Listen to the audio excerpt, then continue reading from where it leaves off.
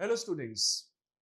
India में intelligence की कोई भी कमी नहीं है, लेकिन सबसे बड़ी प्रॉब्लम इंडिया में अगर आती है तो वो है अवेलेबिलिटी ऑफ द रिसोर्सेज।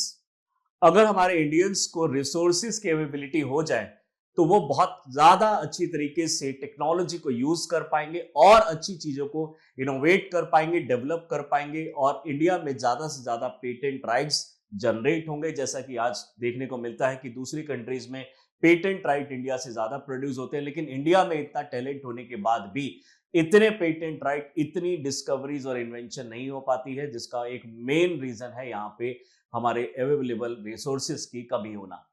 लेकिन गवर्नमेंट ने इस चीज को अच्छी तरीके से समझा है। रिसेंटली इंडिया एआई मिशन जो गवर्नमेंट ऑफ इंडिया ने 2020 में लॉन्च किया था, उस मिशन के अंदर में एक और बड़ी डेवलपमेंट की है। इस मिशन के अंडर में 14,000 जीपीयू यानी ग्राफिक प्रोसेसिंग यूनिट, इनको गवर्नमेंट ऑफ इंडिया बहुत ही अच्छे कंसेशन रेट पे यहाँ पे यूजर्स को प्रोवाइड करेगी, ताकि उनके सामने ये बाधा ना आए कि ये बहुत महंगे मिलते हैं, इस वजह से हम इसको एक्सेस नहीं कर पा रहे हैं। लगभग 40 से 45% का रिबेट आपको इन न्यू जीपीयू प्रोडक्ट्स के अंदर में मिल जाएगा और 14,000 जीपीयू का कॉन्ट्रैक्ट भी गवर्नमेंट ऑफ इंडिया ने दे दिया है।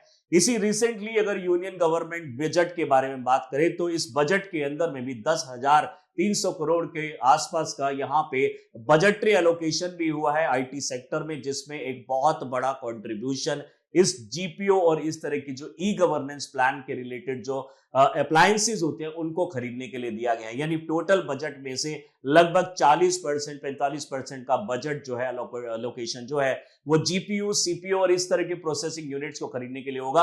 और अभी रिसेंटली जो गवर्नमेंट ने डिक्लेयर किया है उसमें भी काफी पैसा खर्च किया जा रहा है।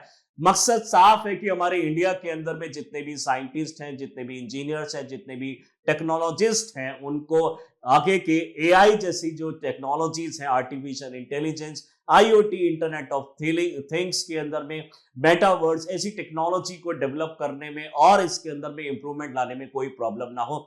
जैसे कि हमारा जनरेटिव एआई, जिसके बारे में आप जानते होंगे कि ऐसी चीजें जिसको आप एक तरीके से इमेजिन करते हैं और जस्ट आपने उसको टेक्स्ट फॉर्म में लिख दिया और वो वहां पे उसको जनरेट कर देगा। जस्ट आपने बोला कि सिंग, आपने एक सॉन्ग वहां पे लिख दिया, उसको अलग अलग लैंग्वेज में सिंग करने के लिए उसने आपने बोल दिया, तो वो उसी तरीके से सिंगिंग कर रहा है।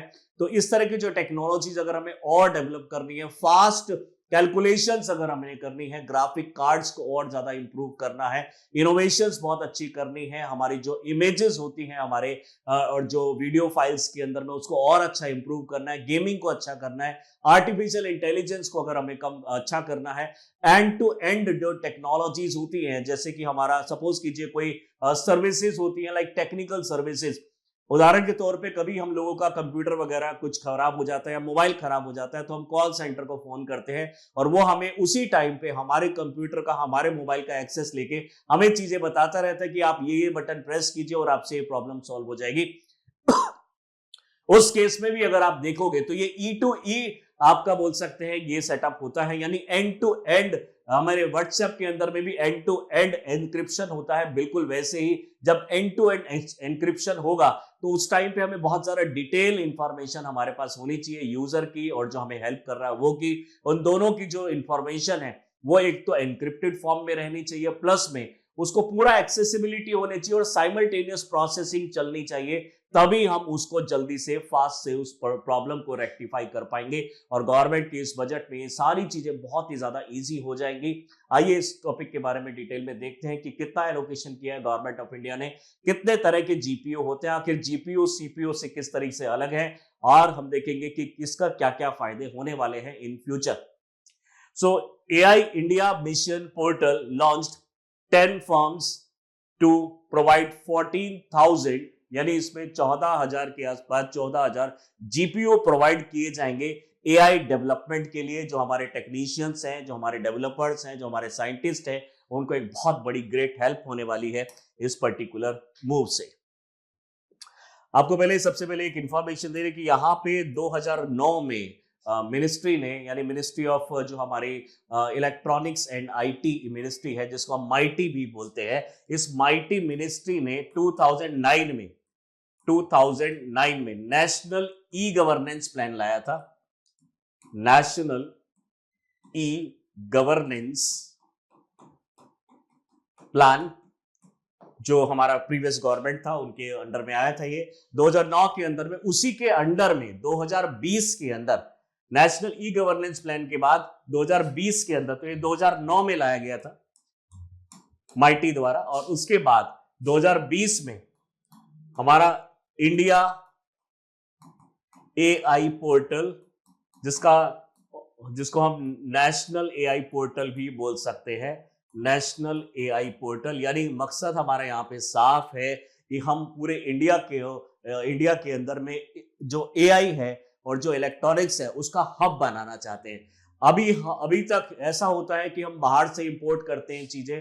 आपने अगर ज्यादातर इलेक्ट्रॉनिक चीजें देखी होंगी या आर्टिफिशियल इंटेलिजेंस जो बेस्ड आपके पास डिवाइसेस होंगे, वो ज्यादातर आउट ऑफ इंडिया वहां से बन के आते हैं। लेकिन अब इंडिया ये सारे प्रोडक्ट्स खुद बनाएगा, लेकिन उससे पहले R&D की बहुत ज्यादा जरूरत है, रिसर्च एंड डेवलपमेंट की। और वो R&D तभी हो पाएगी जब अवेलेबल रिसोर्सेज होंगे। इस वजह से इन रिसोर्सेज की अवेलेबिलिटी कराने के लिए गवर्नमेंट ऑफ इंडिया इस प्रोग्राम के अंदर, यानी नेशनल एआई या फिर इंडिया एआई प्रोग्राम के अंदर में 14,000 GPU बहुत ही कम रेट पे टेक्नीशियंस, सर्विस प्रोवाइडर्स, साइंटिस्ट और इनोवेटर्स को बहुत ही कम रेट पे दे रही है।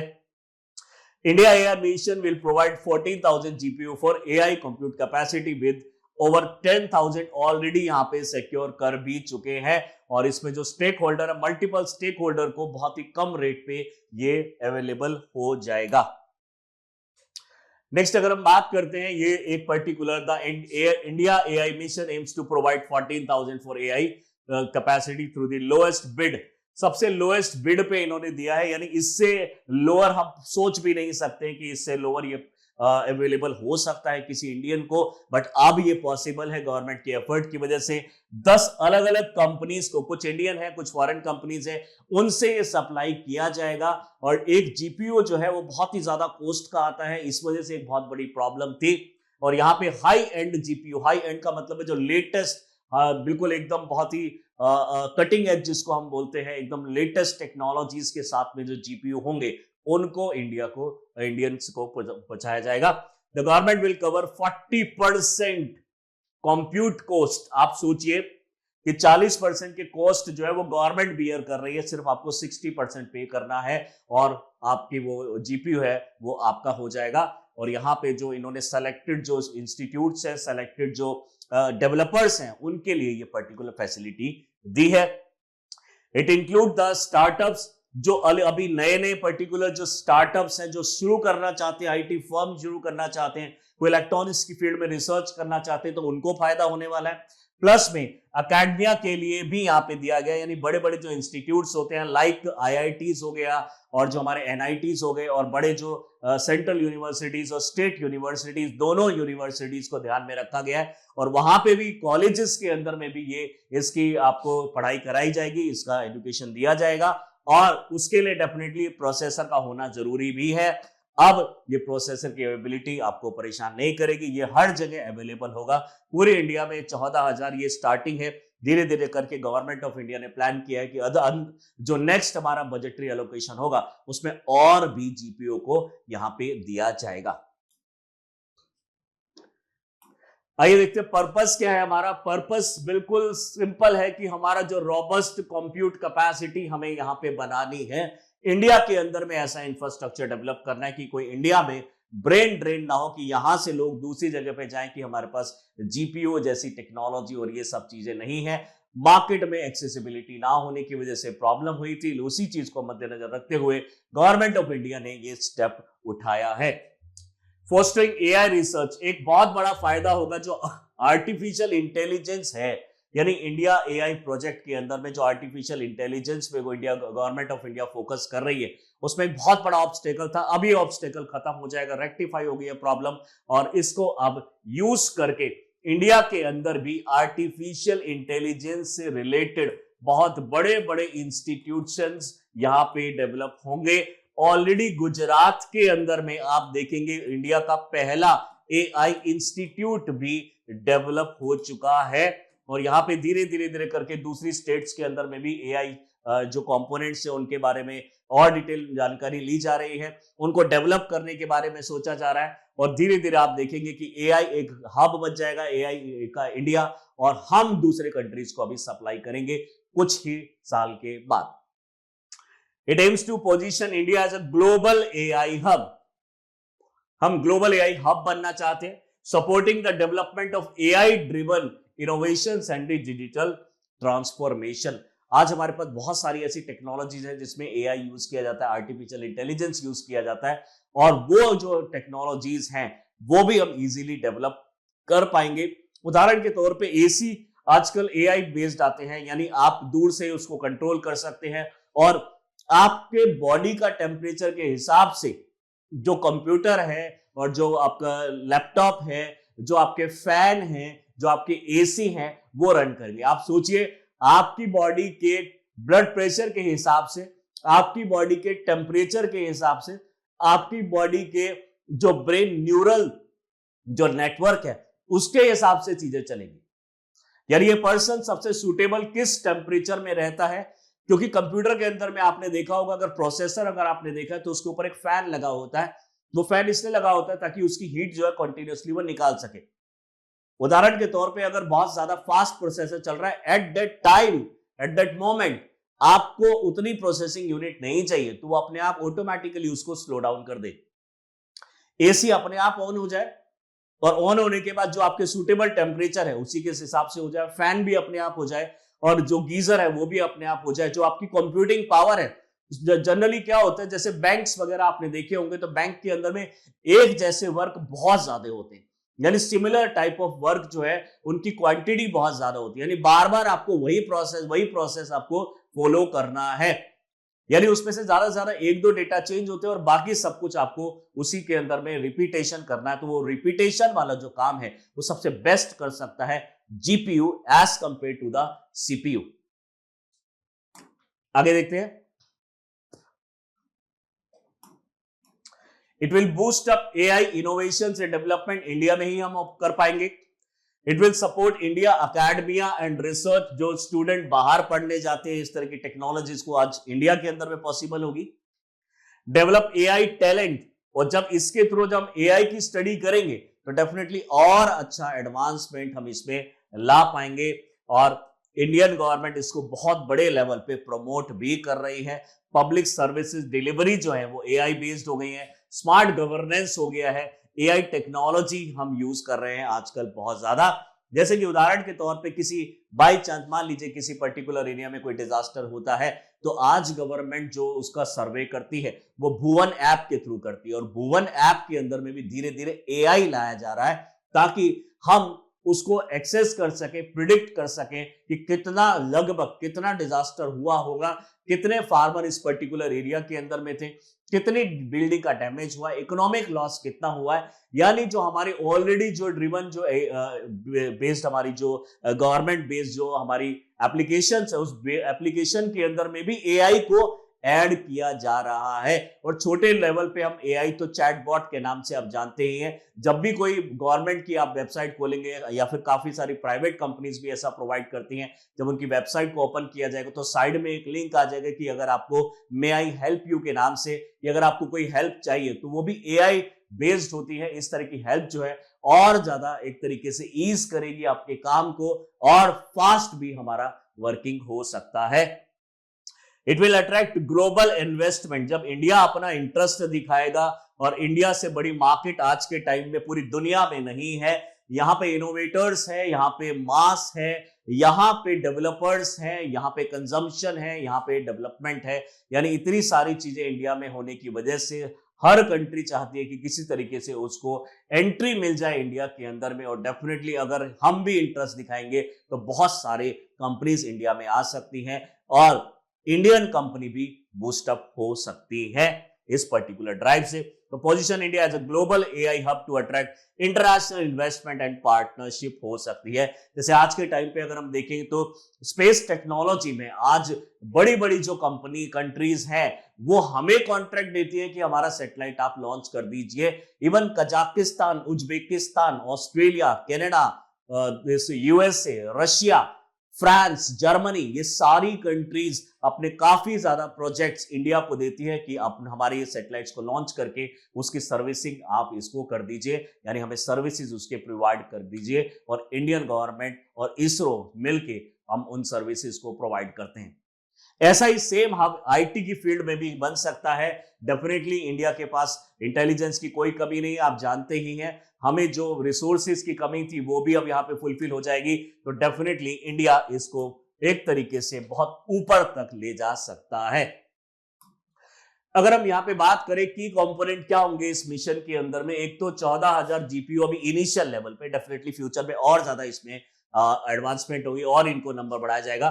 तो एआई रिसर्च यहाँ पे होगी इंडिया के अंदर में, ट्रेनिंग यहाँ पे प्रोवाइड की जाएगी और बड़े लेवल पे इसके एप्लीकेशन फाइंड आउट किए जाएंगे, क्योंकि एआई एक आपस अपने आप में एक बहुत बड़ा सेक्टर है, एक बहुत बड़ी ब्रांच है, जिससे बहुत सारी चीजों को इनोवेट किया जा सकता है, डेवलप किया जा सकता है। जरूरत है उसके ऊपर आर&डी करने की, जैसे कि मेटावर्स हो गया, वो एक एप्लीकेशन है एआई का, जनरेटिव एआई वो भी एक एप्लीकेशन है एआई का, एसी फ्रिज जो मैंने एग्जांपल दिया वो भी एक एग्जांपल है एआई का। ऐसे हजारों लाखों एग्जांपल्स हो सकते हैं एआई के, जिस फील्ड में हम यहाँ पे एआई को यूज करें और उस पे बेटरमेंट, जैसे कि मेडिकल साइंस हो गया। आज के टाइम पे एआई बेस्ड डायग्नोसिस होता है, यानी डिजीज का अगर ठीक से ना पता चले डिजीज आपको क्या है, तो उसके बेसिस पे आपको गलत मेडिसिन मिल सकती है, हो सकता है आपके ऊपर गलत थेरेपी अप्लाई की जाए। लेकिन एआई अगर आपको प्रिसाइसली, अगर इसी को हम जो प्रिसीशन ड्रग मेडिकेशन बोलते हैं, तो प्रिसीशन ड्रग मेडिकेशन के अंदर में भी आपको बहुत बड़ी प्रॉब्लम नहीं आएगी। यहां पे एग्जैक्टली आपको क्या प्रॉब्लम है वो अगर पता चल जाए तो मेडिकेशन भी इजी हो जाती है और साइड इफेक्ट भी हमारे कंपैरेटिवली कम होते हैं। नेक्स्ट है एम्पैनलमेंट ऑफ कंपनीज। जो कंपनीज को हमने कॉन्ट्रैक्ट दिए हैं, गवर्नमेंट ऑफ इंडिया ने कॉन्ट्रैक्ट दिए हैं, वो है Yotta data services, E2E network, यानी end to end network. Next है हमारे टाटा कम्युनिकेशन और जियो प्लेटफॉर्म, ये इंडियन कंपनी है और इसमें से भी इंडिया का बहुत बड़ा शेयर है, तो डेफिनेटली इंडियन कंपनीज भी इससे बूस्ट अप होती है। Have been chosen to provide the required GPU resources, graphic processing unit resources, graphic processing unit resources. अभी एलोकेशन जो हुआ है, बजटरी एलोकेशन 10,371.92 करोड़ का इसमें इन्वेस्टमेंट होगा और अप्रोक्सीमेटली 1.2 बिलियन डॉलर में इसको मेजर कर सकते हैं फॉर द नेक्स्ट 5 इयर्स। और इसमें 44% जो अमाउंट है वो सिर्फ जीपीयू बेस्ड कंप्यूट कैपेसिटी को दिया जाएगा। आप सोच सकते हैं कि लगभग आधा जो हमारा फोकस है बजटरी एलोकेशन का वो जीपीयू के ऊपर है। तो आप सोचिए कि जीपीयू हमारे लिए कितना इंपॉर्टेंट हो गया है। प्लस में अब गवर्नमेंट ने इतना एफर्ट दिखाया है तो यूपीएससी भी डेफिनेटली इसके ऊपर कुछ ना कुछ तो क्वेश्चन पूछेगी। आप जरूर देखिएगा कि इसके ऊपर क्वेश्चन आ सकता है और जीपीयू से रिलेटेड आपको चीजें जो है वो कलेक्ट करनी पड़ेंगी, क्योंकि अब खुद गवर्नमेंट ने इसमें बहुत ज्यादा इंटरेस्ट दिखाया है। आपको एक थोड़ा सा डिफरेंस बता दें कि क्या सीपीयू जो सेंट्रल प्रोसेसिंग यूनिट होती है, सेंट्रल प्रोसेसिंग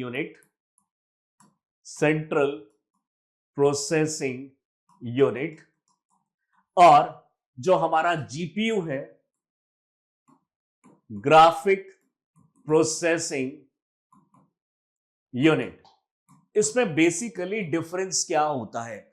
क्या हम सीपीयू की जगह जीपीयू यूज कर सकते हैं? क्या जीपीयू की जगह सीपीयू यूज कर सकते हैं? एक छोटे से एग्जांपल से समझते हैं। मान लीजिए कि आपके पास एक मोबाइल फोन है और उस मोबाइल फोन से आप वीडियो भी बना पा रहे हैं, उस मोबाइल फोन से कॉलिंग कर पा रहे हैं, इंटरनेट यूज कर पा रहे हैं, उसमें गायरोस्कोप यूज कर पा रहे हैं, उसमें नेविगेशन यूज कर पा रहे हैं, उसमें आप वर्ड फाइल भी खोल पा रहे हैं, उसमें आप टेक्स्ट भी भेज पा रहे हैं, जीमेल देख पा रहे हैं, उसमें स्कैनिंग कर पा रहे हैं। तो इतनी सारी चीजें, फैसिलिटीज आपके मोबाइल में अवेलेबल है। बट क्या स्कैनिंग के लिए अलग से स्कैनर नहीं आता? कैमरा के लिए क्या अलग से कैमरा नहीं आता? डीएसएलआर कैमरास आते हैं। तो एक मेन चीज क्या है, आप जब मल्टीपल चीजें जो है एक पर्टिकुलर इन चीज के अंदर करना चाहते हैं तो डेफिनेटली हमें उसकी क्वालिटी के साथ कॉम्प्रोमाइज करना पड़ता है। अब डेफिनेटली अगर आपके पास कैमरा है, जैसे आजकल नए लेटेस्ट कैमरास आ रहे हैं, बहुत अच्छा है, बट वो क्या डीएसएलआर को कंपेयर कर पाएगा? बट एक तरीके से आप मान लीजिए जो मोबाइल फोन है, मोबाइल फोन वो मल्टीपल वर्क कर सकता है, एक साथ कर सकता है। तो जब एक पर्सन मल्टीपल काम कर सकता है तो ऑलराउंडर की तरह काम करता है, दैट इज द सीपीयू। तो सीपीयू के अंदर बहुत सारी चीजें हैं और आप इससे बहुत सारे अलग अलग तरह के काम कर सकते हैं। वहीं पे अगर अगर हम अलग से प्रिंटर यूज करें, अलग से स्कैनर यूज करें, अलग से कैमरा यूज करें, अलग से नेविगेशन सिस्टम यूज करें, वो बहुत अच्छे हमें डेटा देंगे और प्रिसाइसली डेटा देंगे, लेकिन उसका साइज थोड़ा सा बढ़ जाएगा, कॉस्ट थोड़ा सा बढ़ जाएगा। यानी यहां अगर एप्पल, सैमसंग और मोटरोला किसी कंपनी का आप फोन खरीदते हैं, उससे ज्यादा रेट का अच्छा कैमरा आएगा। समझ पा रहे हैं आप? तो यहां पे आप कम पैसों में बहुत सारी चीजें यूज कर पा रहे हैं, तो एक्सेसिबिलिटी बहुत ज्यादा है। तो नंबर ऑफ एप्लीकेशंस अगर आपको बढ़ानी है, मल्टीटास्किंग अगर आपको होना है, then go for CPU, central processing unit. वहीं पे मान लीजिए आपको मोबाइल के अंदर में अपना कैमरा की कैपेसिटी बढ़ानी है। कैमरा की कैपेसिटी बढ़ाने के लिए अगर आपको एक ऑप्शन मिल जाए कि कैमरा के साथ आप डीएसएलआर को कनेक्ट कर सकते हैं, ओके, अगर डीएसएलआर को कनेक्ट कर सकते हैं तो जो डीएसएलआर कैमरा है वो हमारा जीपीयू है। जीपीयू यानी ये हमारा ग्राफिक प्रोसेसिंग यूनिट जो है, ये हम सीपीयू के आज के टाइम पे सीपीयू के साथ में लगाते हैं। और यहां पे जो हमारे जितने भी ग्राफिक्स की चीजें होती हैं, जैसे कि हमारा वीडियो, जैसे कि वीडियो से एसोसिएटेड ऑडियो, यहां पे डिजाइनिंग, यहां पे गेमिंग, प्लस इतना ही नहीं, यानी सिर्फ इन्हीं चीजों के लिए नहीं है जीपीयू। जीपीयू बहुत ही ज्यादा फास्ट कैलकुलेशन कर सकता है, लेकिन सिर्फ एक प्रॉब्लम है, जीपीयू एक जैसी कैलकुलेशन बहुत ज्यादा फास्ट कर सकता है, मल्टीपल कैलकुलेशंस एक साथ नहीं कर सकता। लेकिन ये वो पर्सन है जो एक तरह का काम करते हुए कई साल हो गए हैं और उस तरह का काम को एक सेकंडों में कर देता है। Is that clear? लेकिन वो मल्टीपल काम नहीं कर सकता। तो हम यहां पे देख रहे हैं एक छोटा सा डिफरेंस इसके अंदर में देखने को मिलता है। तो सीपीयू जो है वो एक साथ बहुत सारे काम कर सकता है, लेकिन किसी भी काम को बहुत ज्यादा बड़े लेवल पे नहीं कर सकता है। लेकिन उसी के अंदर में अगर सीपीयू के साथ हमने जीपीयू अगर लगा दिया है तो ये उसी काम को बहुत ही ज्यादा फास्ट कर सकता है। तो अगर हम इन दोनों को मिला रहे हैं तो कुछ चीजें जो हमें बहुत ज्यादा चाहिए होती है, स्पेशली डिजाइनिंग के अंदर में। डिजाइनिंग सिर्फ हम वही डिजाइनिंग नहीं है जो हम वॉलपेपर और ये देख रहे हैं, डिजाइनिंग हमारी बहुत तरह की होती है। डिजाइनिंग हम न्यूक्लियर पावर प्लांट्स की भी करते हैं, डिजाइनिंग एसी फ्रिज की भी करते हैं, कैमरास की भी डिजाइनिंग होती है, जो इंटरनल डिजाइनिंग होती है, इलेक्ट्रॉनिक्स की डिजाइनिंग भी इसी तरीके से होती है। यानी सर्किट्स की जो एम्बेडेड इंजीनियरिंग की जो टेक्नोलॉजी आप पढ़ते हैं वो डिजाइनिंग होती है, वो नैनो स्केल पे, माइक्रो स्केल पे होती है, वो भी डिजाइनिंग हम यहाँ पे कर सकते हैं। यानी एक एक कोर को हम ठीक से देख सकते हैं, उसको एलोकेशन कर सकते हैं। दूसरे डिफरेंस की अगर हम बात करें तो सीपीयू के अंदर में जो कोर होता है वैसा ही कोर इसके अंदर भी होता है। अब ये कोर क्या चीज होती है? कोर होता है वो चीज जिसको आपने बचपन में पढ़ा होगा, and gate, nor gate, nand gate. Is that clear? तो ये जो or gate, nor gate, nand gate, and gate, ये सेम चीज प्रोसेसिंग यानी हमारा इसके अंदर भी हो सकता है। तो ये इसमें सिमिलैरिटी है, ये इसमें सिमिलैरिटी है। दूसरी चीज होती है मेमोरी, जिसको आप कैश मेमोरी समझते हैं, CACHE, cache memory. Cache memory की फैसिलिटी यहां भी अवेलेबल है और कैश मेमोरी की फैसिलिटी यहां भी अवेलेबल है। बस फर्क इतना होगा कि यहां जो कैश मेमोरी अवेलेबल है वो पैरेलल इंफ्रास्ट्रक्चर पे चलती है और यहां पे जो कैश मेमोरी अवेलेबल है वो सीरीज यानी आप बोल सकते हैं कनेक्टिंग लिंक्स के बेसिस पे चलती है। यानी यहां पे चीजों को डायरेक्टली अलग अलग, यानी एक तरीके से आप मान लीजिए कि यहाँ पे एक पर्सन मल्टीपल काम कर रहा है, यहाँ पे उन मल्टीपल काम के लिए मल्टीपल लोग हमने लगाए हुए। तो this is parallel infrastructure, this is parallel infrastructure, whereas this thing is serial, series में लगाया जा सकता है इसको, सीरीज के अंदर में इसको लगाया जा सकता है। थर्ड अगर हम डिफरेंस देखते हैं और जो सिमिलरिटी देखते हैं कंट्रोलिंग यूनिट की, कंट्रोलिंग यूनिट, अगर हम बात करें कि यहां पे जो कंट्रोलिंग यूनिट होती है, कंट्रोलिंग यूनिट, और यहां जो कंट्रोलिंग यूनिट होती है, दोनों एक तरीके से काम करती है। तो कंट्रोलिंग यूनिट में कोई प्रॉब्लम नहीं है। कंट्रोलिंग यूनिट का मतलब होता है जो हमारा पैनल है, जहां पे आप जो भी वीडियो या फिर जो भी आप डेटा डाल रहे हैं, ये जो पैनल है इसके पीछे से जो इलेक्ट्रिसिटी आती है उसको जो इलेक्ट्रिसिटी इलेक्ट्रिक इंपल्स प्रोवाइड करता है, तो इलेक्ट्रिक इंपल्स कितने टाइम में देना है, जो अगर हम इसे सपोज कीजिए एक हमने स्क्रीन है, इस स्क्रीन को मल्टीपल पार्ट्स में हमने डिवाइड कर दिया जिसको हम पिक्सल्स बोलते हैं। अगर ये सारे पिक्सल्स जो है एक ही पर्टिकुलर यूनिट इसको कंट्रोल कर रही है, तो कहीं पे हो सकता है करंट पहुंचने में थोड़ा देरी हो जाए, कहीं पे हो सकता है करंट बहुत जल्दी पहुंच जाए, तो उस हिसाब से ये ग्राफिक बनता है। लेकिन अगर इसी के सबके पीछे एक अपना अलग अलग सर्किट लगा हो, अपना अलग अलग सर्किट लगा हो, तो हम एक साथ एक ही टाइम पे सबको अपने हिसाब से कंट्रोल कर सकते हैं। तो अगर हम इन सबको, इतने सारे जो पिक्सल्स हैं, एक पर्टिकुलर यूनिट से कंट्रोल करने की कोशिश कर रहे हैं, दैट इज द सीपीयू। और अगर हमने इसमें सब में सेपरेट छोटे छोटे अलग अलग सिस्टम लगा दिए हैं, दैट इज द जीपीयू।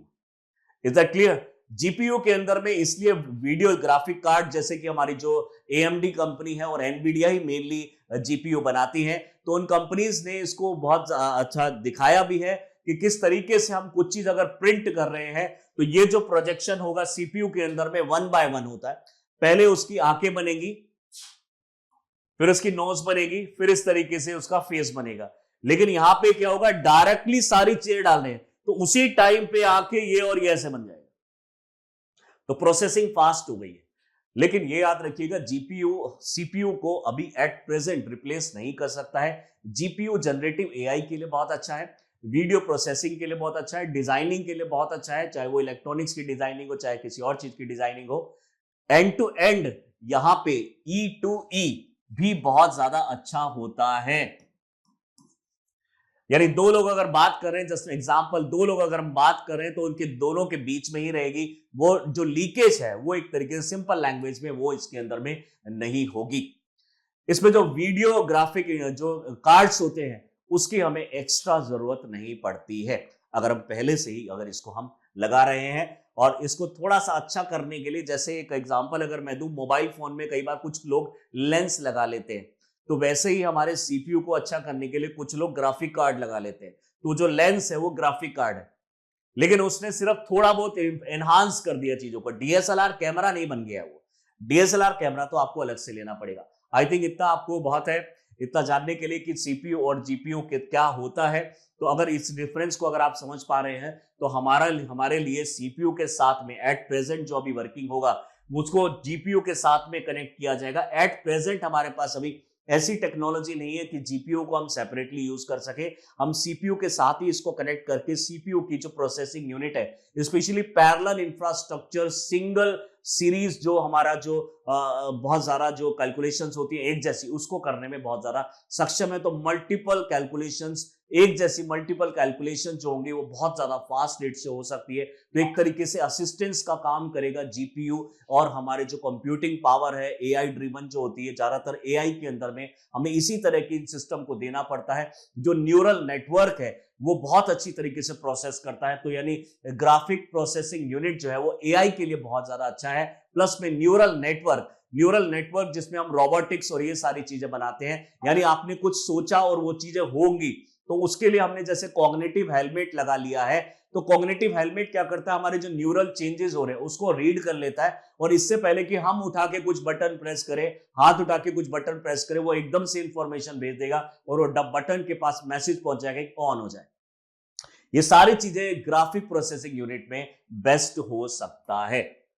आइए देख लेते हैं। The graphic processing unit is a specialised processor design to accelerate the creation and rendering, change करना और क्रिएट करना इमेजेस को, वीडियोस को, एनिमेशन को कंप्यूटर्स के अंदर में, while originally developed for graphics visual computing. लेकिन आज इसकी जरूरत हमें और दूसरी फील्ड में भी है, यानी अब इसको मशीन लर्निंग में, आर्टिफिशियल इंटेलिजेंस में और डेटा प्रोसेसिंग में, क्योंकि आप जानते हैं कि जैसे जैसे हमारी पॉपुलेशन बढ़ रही है, पूरी दुनिया की पॉपुलेशन बढ़ रही है, डेटा यूसेज मल्टीपल टाइम्स बढ़ गया है।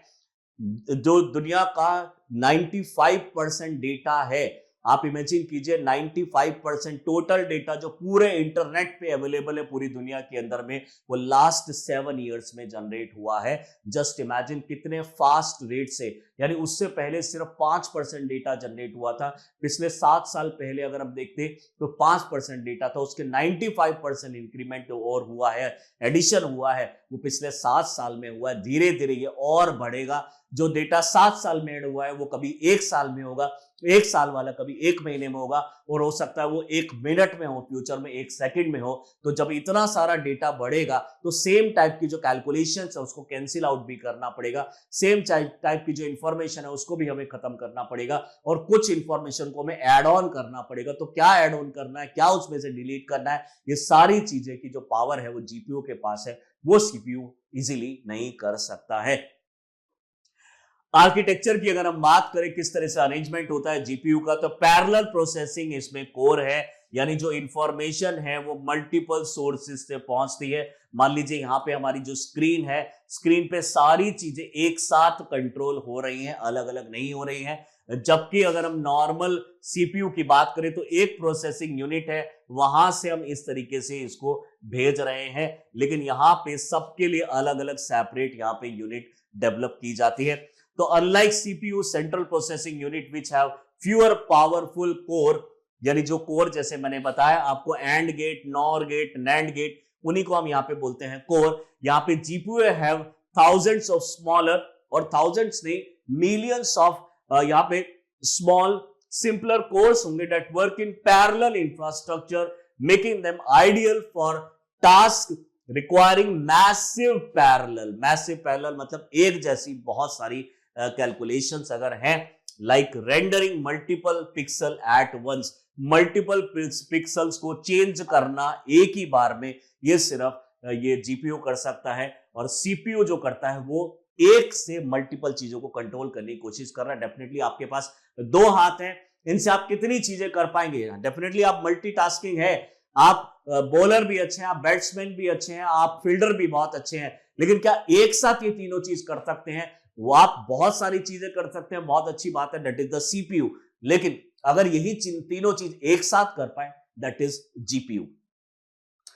मेमोरी वी रैम जो इसके अंदर में होती है, GPU have their own dedicated memory, जैसे कैश मेमोरी हो गया और वीडियो रैम मेमोरी होगी, which enable faster access to data during graphics and rendering computing task. यानी इसको हर बार वहां पे जो कैश मेमोरी और रैम से मेमोरी लेने की जरूरत नहीं पड़ेगी। इसके पास जो रैंडम एक्सेस मेमोरी है वीडियो की, वो इसके पास पहले से ही सेव्ड रहेगी, तो इसको किसी सर्किट से लेने की जरूरत नहीं पड़ेगी, ये अपने आप उस चीज को प्रोसेस कर सकता है। नेक्स्ट अगर हम देखें इसके अंदर में, तो हमारे पास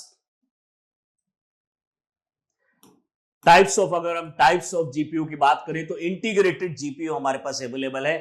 इंटीग्रेटेड जीपीयू के अंदर में जो हम लैपटॉप्स के अंदर में और जो पीसीज आते हैं बजटरी, उसके अंदर में हम इसको यूज कर सकते हैं। ये बिल्ट इन द प्रोसेसर होता है, प्रोसेसर के साथ ही, यानी जो हमारा एक प्रोसेसर होगा उसी के साथ में एक जीपीयू यहाँ पे लगा होगा, और प्रोसेसर में L1, L2, L3 ये लेवल के जो हमारे उसमें जो कोर्स होते हैं और जो हमारी मेमोरीज होती हैं उसको एक तरीके से एक्सेस कर सकता है।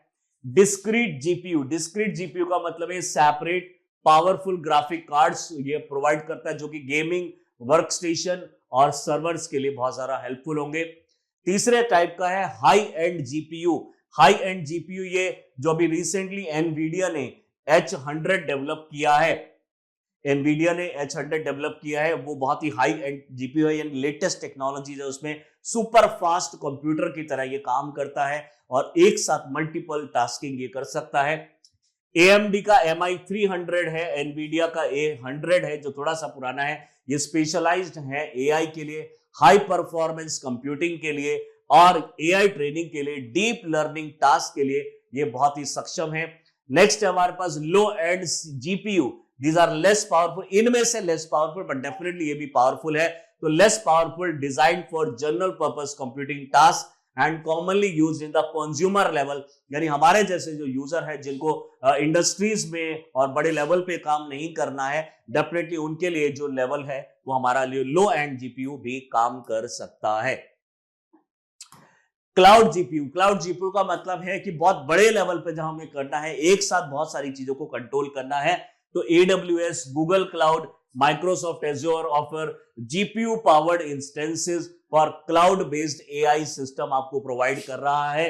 गेमिंग के अंदर में, डेटा एनालिसिस के अंदर में, उदाहरण के तौर पे मान लीजिए कि आप एक पर्टिकुलर वीडियो की ग्राफिक्स को देख रहे हैं और आपके पास प्रॉपर ग्राफिक कार्ड नहीं है, तो आपका कंप्यूटर खुद ही इसको एक्सेस कर लेगा क्लाउड से। तो क्लाउड कुछ टाइम के लिए, एक तरीके जैसे आप रेंट पे कुछ चीज लेते हैं, तो कुछ टाइम के लिए वो क्लाउड सर्विस आपको वो प्रोवाइड कर देगा, यानी आपको जस्ट कंप्यूटर पे ही लगे रहना है, कंप्यूटर पे सिर्फ एक्सेसिबिलिटी लानी है, आपका कंप्यूटर खुद वहां से कनेक्ट करके उसकी एक्सेसिबिलिटी लेके आपको वो प्रोवाइड कर देगा।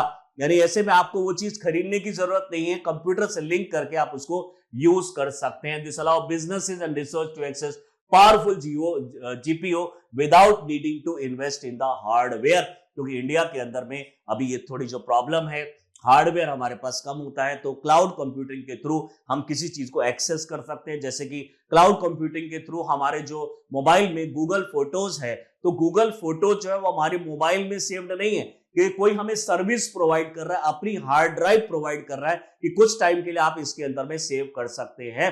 15 GB तक हमें जैसे गूगल हमें सर्विस दे रहा है, तो गूगल अपना हार्डवेयर हमें दे रहा है क्लाउड कंप्यूटिंग के through, so that we can means add the photos, we can remove the photos। तो वो जो सर्विसेज है वो गूगल हमें प्रोवाइड कर रहा है, बिल्कुल ऐसे ही हम जीपीयू भी प्रोवाइड कर सकते हैं क्लाउड सर्विस के थ्रू। डेटा सेंटर के अंदर भी इसको यूज किया जा रहा है। GPU are used in the data centres for high power computing task, specially for AI model training, big data analytics and high frequency trading. जो बिग डेटा होता है, मल्टीपल लेवल पे जो बिग डेटा जनरेट हो रहा है, आप उदाहरण के तौर पे आप कोई कंपनी है और कोई नूडल्स अगर आप लॉन्च करना चाहते हैं, तो सबसे पहले आप जानना चाहेंगे कि मार्केट में कितनी डिमांड है, किस टाइप के टेस्ट की डिमांड है। तो आप अलग अलग प्लेटफॉर्म पे जाएंगे कंप्यूटर पे और उन प्लेटफॉर्म से चेक करेंगे कि लोग किस तरह का नूडल्स खाना चाहते हैं, वहां से सारा डेटा आप इस पे ट्रैप करेंगे और उस डेटा को लेने के बाद में आप उसके बेस्ड पे, जैसे कि किसी ने फीडबैक डाला हुआ है कि हमें इसके अंदर में लेड जो डालते हैं वो पसंद नहीं है, या फिर कोई बोलता है कि जो मैदा वाली जो नूडल्स होती है वो हमें पसंद नहीं है, तो सारे डेटा आपके पास आएंगे, आपको पॉजिटिव और नेगेटिव दोनों लिखे मिलेंगे कंप्यूटर के अंदर में। क्योंकि आज का जो पर्सन है हर चीज को कंप्यूटर पे शेयर करता है, वो गूगल पे शेयर करता है, वो अपने सोशल मीडिया पे सेव करता है और वहां से जो शेयरिंग हुई है उस डेटा को ले लिया जाता है और जो आपकी रिक्वायरमेंट है उसके हिसाब से आपको प्रोडक्ट मिल जाता है और उस प्रोसेस को वहां पे डेटा सेंट्रिक माइनिंग बोलते हैं, बिग डेटा माइनिंग बोलते हैं। यानी बहुत ज्यादा जो डेटा अवेलेबल है कंप्यूटर पे, अपने जरूरत का डेटा उसमें से निकालना, that is big data analysis. और यही तो जीपीयू को करना है, इस तरह की जो बड़ी प्रोसेसिंग होती है उसको इजीली ये कर सकता है। हाई फ्रीक्वेंसी ट्रेडिंग जहां पे होती है, डेफिनेटली वहां भी इसको हम यूज कर सकते हैं। कंप्यूट सब्सिडीज, जैसा मैंने स्टार्टिंग में बताया, 40% की सब्सिडी आपको मिल जाएगी अगर आप किसी एमएसएमई, स्टार्टअप या रिसर्च इंस्टीट्यूट या फिर एकेडमिया है। This is a part of the government effort to reduce the financial burden जो इन लोगों के ऊपर था, वो अब काफी हद तक कम हो जाएगा। एयर इंडिया कंप्यूट पोर्टल जो इन्होंने डेवलप किया था 2020 में 30 मई को, वो जो है पोर्टल वो सर्व करेगा एक प्लेटफॉर्म की तरह, जहां पे आप इनसे कोई असिस्टेंस लेना चाहते हैं, कोई हेल्प लेना चाहते हैं, कुछ इंफॉर्मेशन कलेक्ट करना चाहते हैं, तो आप यहां से इनको कलेक्ट कर सकते हैं। Stakeholder including government department, researches, industries can access AI compute capacity through this portal. क्या क्या चीजें अवेलेबल है इसमें? उमंग जैसी चीजें, डिजी लॉकर जैसी चीजें, मेरी गवर्नमेंट जैसी चीजें, बहुत सारे एक्सेस है यहाँ पे। अगर आप इस पोर्टल को ओपन करते हैं तो आपको ये इंफॉर्मेशन मिलेगी। इसी टॉपिक से रिलेटेड एक क्वेश्चन आपके लिए यहाँ पे लेकर आए हैं।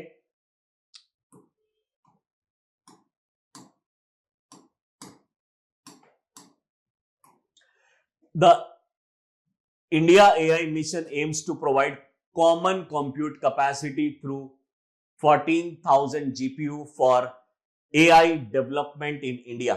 यहाँ पे हम ये एक तरीके से बढ़ाना चाहते हैं और 14,000 GPU इंडियन गवर्नमेंट प्रोवाइड करे। डेफिनेटली 40% डिस्काउंट पे 40% एक तरीके से कम इनपुट पे आपको ये मिल जाएगा।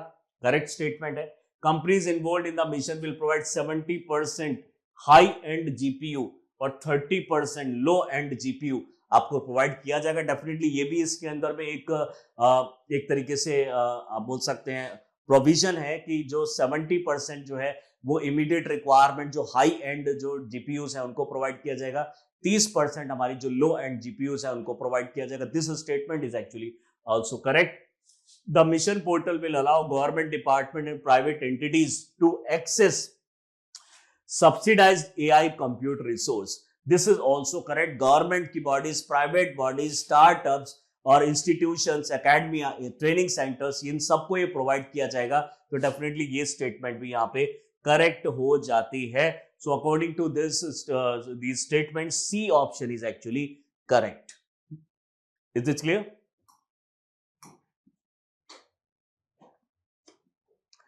एक बहुत इंपॉर्टेंट टॉपिक है। आज आप देखेंगे यूपीएससी में लगभग हर साल ही एआई से रिलेटेड क्वेश्चन आ रहे हैं।